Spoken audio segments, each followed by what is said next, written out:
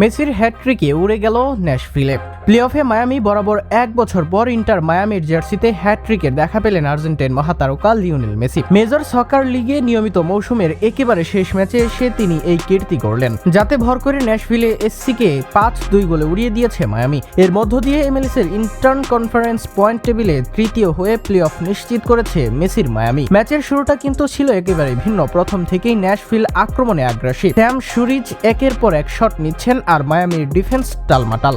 কিন্তু যতক্ষণ পর্যন্ত মেসি বলের কাছাকাছি না আসেন, ম্যাচটা যেন শুরুই হয়নি। 35তম মিনিটে হঠাৎই জাদুর ছোঁয়া, একদম অচিন্তনীয় জায়গা থেকে মেসির দুর্দান্ত ফিনিশ, আর মায়ামি পেয়ে গেল লিড। কিন্তু প্রথমার্ধের শেষ মুহূর্তে ন্যাশভিল 2 গোল করে 2-1 গোলে এগিয়ে যায়। তখনই ভাবা হচ্ছিল হয়তো আজ নয় মায়ামির দিন। কিন্তু দ্বিতীয়ার্ধে শুরু হলো মেসি শো। 63 মিনিটে পেনাল্টি থেকে সমতা আনেন তিনি। তার মাত্র 4 মিনিট পর নিজেই তৈরি করেন সুযোগ, আর তার থেকেই বালতাসার রদ্রিগেজের গোলে মায়ামি এগিয়ে যায়। 81 মিনিটে আসে সেই জাদুকরী হ্যাটট্রিক। তবুও এখানেই থেমে যাননি মেসি। যোগ করার সময়ে টেলাস্কো সেগোভিয়াকে পাস দিয়ে দেন শেষ গোলের অ্যাসিস্ট। শেষ পর্যন্ত 5-2-এর দাপটে জয়ে মৌসুমের শেষ ম্যাচটা যেন মেসির একক নাট্যরূপ পেল।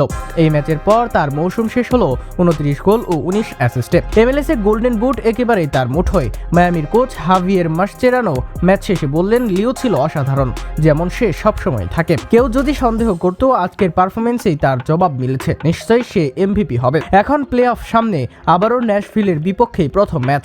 আর যদি মেসি এই ফর্ম ধরে রাখতে পারেন, তবে এমএলএস কাপটা মায়ামির হাতেই যাবে, এতে কোনো সন্দেহ নেই।